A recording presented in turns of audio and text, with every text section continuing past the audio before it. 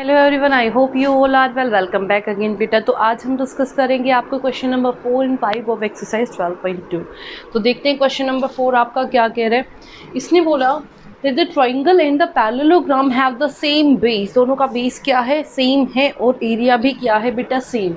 You know very well, अगर आप इससे पहले वाला चैप्टर करोगे ट्राइंगल्स और क्वाड्रिलेटरल से रिलेटेड, तो वहाँ पे आपको ये थ्योरम भी मिलेगी जिसका बेस सेम हो, एरिया उस ट्राइंगल और उस पैरेललोग्राम का क्या होगा, सेम। तो उसने बोला if the sides of that triangle, अगर उस ट्राइंगल की जो साइड्स हैं वो क्या है, 26, 28 एंड 30 सेंटीमीटर। क्या क्या है, 26, 28 and 30, and the base of the parallelogram is given to be 28 centimeter. We have to find out the height। सबसे पहली बात उसने क्या बोली, सेम एरिया। इफ अगर मैं ट्राइंगल का एरिया फाइंड आउट कर लूँ तो वो एरिया किसके इक्वल होगा बेटा, एरिया ऑफ पैरेललोग्राम। तो सबसे पहले we have to find out the area of this triangle. कैसे, क्योंकि कैसे ट्राइंगल स्केल एंड ट्राइंगल है, तो कौन सा यूज़ करेंगे बेटा फॉर्मूला, यहाँ पे हीरोन्स फॉर्मूला। तो हीरोन्स फॉर्मूला क्या कहता है, दैट सबसे पहले मेरे को क्या निकालना है, s. S is equal to, s stands for semi perimeter, and semi perimeter is equal to a plus b plus c by 2। So 26 plus 28 plus 30 by 2, right. तो यहाँ से क्या आ जाएगा बेटा, देखो 8 and 6 14, 8 and 6 14, कैरी कर गया 1, 2 and 2 4, 4 and 1 5 and 3 8 बाई 2। तो यहाँ से देखो बेटा 2 4 ज़ा 2 2 ज़ा, तो कितना आ गया बेटा यहाँ से 42 सेंटीमीटर। ये आपकी किसकी वैल्यू आ गई बेटा, एस की। Now we have to find out the value of area. So area of triangle is given by S into S minus A into S minus B into S minus C. ठीक है, तो S की value क्या आ गई 42। तो जब इसमें put करोगे तो बेटा 42 into 42 minus 26, 42 minus 28, 42 minus 30, right. तो it means 42 into 12 minus 6 6, 3 minus 2 1, right, into 12 minus 8 4, 4 3 minus 1 3 minus 2 1। तो यहाँ से आपका 2 as it is 4 minus 3, it means 12, right. तो आपका क्या आ गया यहाँ से 42 इंटू 16 इंटू 14 इंटू 12। इसको क्या करेंगे बेटा, फैक्टराइज, ताकि आपको ईजिली हो जाए, जिसका पेयर बन रहा है वो बाहर निकलता चला जाए। तो यहाँ से देखो बेटा 46 क्या आ जाएगा, 7 इंटू 6। इसको मैंने क्या लिखा, 4 इंटू 4। ये आपका क्या बन जाएगा, 7 इंटू 2। इसको क्या लिख सकते हो, 6 इंटू 2। जिसका पेयर बन रहा है सबसे पहले उसको बाहर लिखना शुरू करो। 7 7, तो 7 आपका बाहर, 6 6, तो 6 आपका बाहर, 4 4 आपका बाहर। यहाँ से क्या बचा बेटा आपका 2, यहाँ से आपका क्या आ गया 2।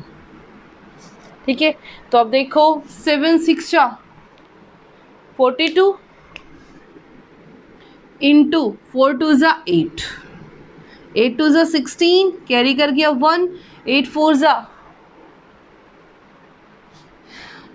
32, 32 एंड 1 33।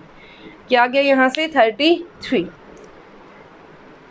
8 2 ज़ा 16, 16 का 1 कैरी कर गया 1, 8 4 ज़ा 32, 32 एंड 1 33। तो यहाँ से आपका क्या बन गया बेटा 336। क्या बन गया यहाँ से 336। So area of that triangle is given by 336 centimetre square, is given by 336 centimetre square. Now we have to find the area of the parallelogram. As we know that area of parallelogram is equal to area of triangle given है बेटा आपको।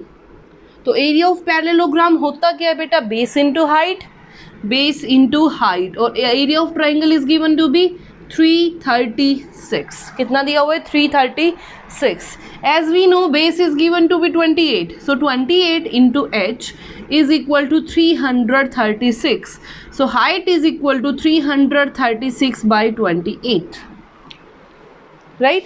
तो देखो बेटा यहाँ से कितना आ गया 1 4, 2 1 ज़ा 2, यहाँ से 1, देन 2 6 देन 2 8 ज़ा, यार 14 1 ज़ा 14, 14 2 ज़ा 28, तो यहाँ से कितना आ गया बेटा 12 centimetre. So height is equal to 12 centimetre.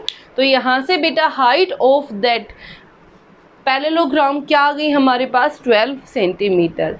तो ये था आपका complete question number 4। I hope it is clear to everyone. Now move to our next question which is question number 5। Question number 5 आपका क्या कह रहा है, ध्यान से देखो बेटा। क्वेश्चन नंबर 5 आपका कह रहा है ए रोम्बस शेप्ड फील्ड। आपके पास एक रोम्बस की शेप में क्या है बेटा, फील्ड है, खेत है, जहाँ पे ग्रीन ग्रास है और उसको 18 काउ क्या कर रही हैं, ग्रेज कर रही है, ग्रीन ग्रास को क्या कर रही हैं, खा रही हैं, चल रही हैं, ठीक है। इसने बोला if each side of the rhombus is 30 metre and its long diagonal is 48 metre, then how many area of grass will each cow be getting. ध्यान से देखना बेटा। अब हम करें क्वेश्चन नंबर 5। सबसे पहले उसने बोला जो आपका रोम्बस, जो आपका फील्ड है वो किस शेप का है, रोम्बस। ये आपका रोम्बस, ठीक है, इस टाइप का, मान लो A B C D। उसने बोला जो इसका लंबे वाला डायगोनल है, ये इसका लॉन्गेस्ट डायगोनल है, ये आपको दिया हुआ है 48। कितना दिया हुआ है, 48। यहाँ से दूसरा डायगोनल जाएगा। अगर आपको पता है बेटा रोम्बस की प्रॉपर्टी क्या कहती है, जो रोम्बस के डायगोनल हैं वो एक दूसरे को क्या करते हैं, बाइसेक्ट करते हैं 90 डिग्री पे। क्या करते हैं, 90 डिग्री पे बाइसेक्ट, परपेंडिकुलर बाइसेक्टर होते हैं एक दूसरे के।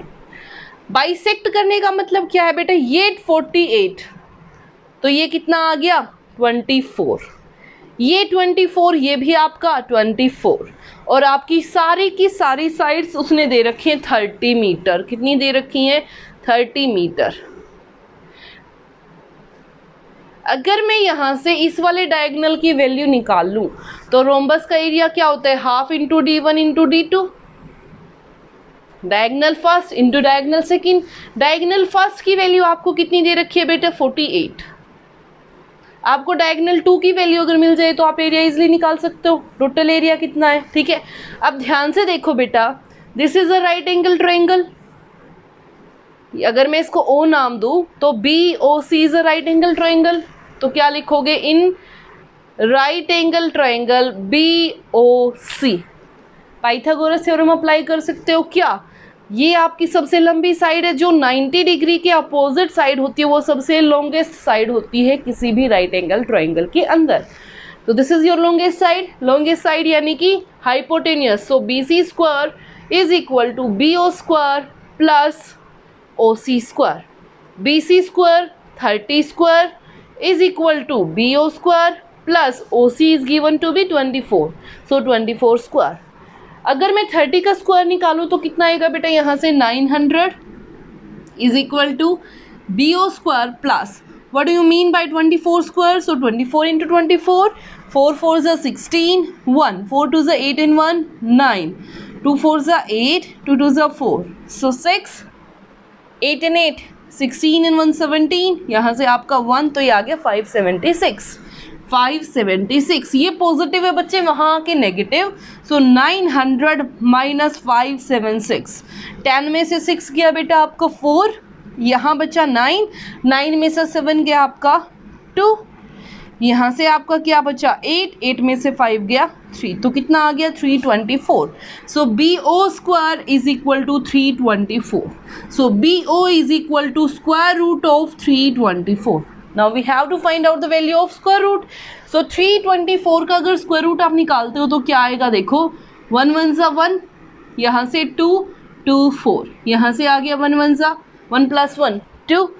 तो ध्यान से देखना बेटा, लास्ट में क्या चाहिए मेरे को, 4। 4 कब आता है, 8 पे, 8 8 ज़ा 64, 6 8 1 ज़ा 8, 8 and 6, सॉरी ये 2 है, 2 8 8 2 16, 16 and 6 22, तो यहाँ से आ गया बेटा 8 8 224। तो ये किसका स्क्वायर रूट बन गया बेटा? 18 का। So BO is equal to 18 centimetre. अगर ये आपके पास 18 है तो ये भी आपके पास कितना होगा? 18। और total length of this diagonal is given bye 18 plus 18, क्योंकि परपेंडिकुलर बाइसेक्टर है। बाइसेक्टर का मतलब क्या है? जितनी लेंथ यहाँ पे उतनी ही लेंथ यहाँ पे, दो इक्वल पार्ट्स में क्या कर दिया? डिवाइड। ठीक है, तो यहाँ से आपका 18, यहाँ से आपका 18, 18 प्लस 18 36। तो यहाँ से डायगोनल की वैल्यू क्या आ गई? 36। तो 2 1 ज़ा 2, यहाँ से आपका बच गया 1, 2 8 ज़ा 16। ठीक है, 48 इंटू 18, 8 8 ज़ा 64, 6, 8 8 ज़ा 64 और 6, 8 4 ज़ा 32, 32 एंड 6 38। यहाँ से आपका 8, ये आपका 4, तो 4 8 एंड 8 16, यहाँ से 1, 3 एंड 4 7 और 1 8। ठीक है, या तो इसको मल्टीप्लाई पहले कर लो या बाद में कर लेना। देखो बेटा, यहाँ से आपके पास अगर मैं एरिया की बात करूँ तो एरिया कितना आ गया टोटल फील्ड का? तो 18 काउस कितने एरिया को ग्रेज करती है? 18 काउस के लिए कितना एरिया पड़ा है? 48 इंटू 18 सेंटीमीटर स्क्वायर या मीटर स्क्वायर।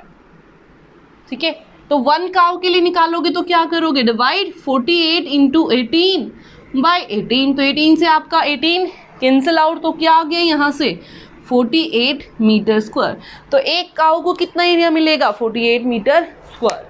तो ये था आपका complete question number 4th and 5th। I hope it is clear to everyone, and if you like it then please share and subscribe. Thank you so much.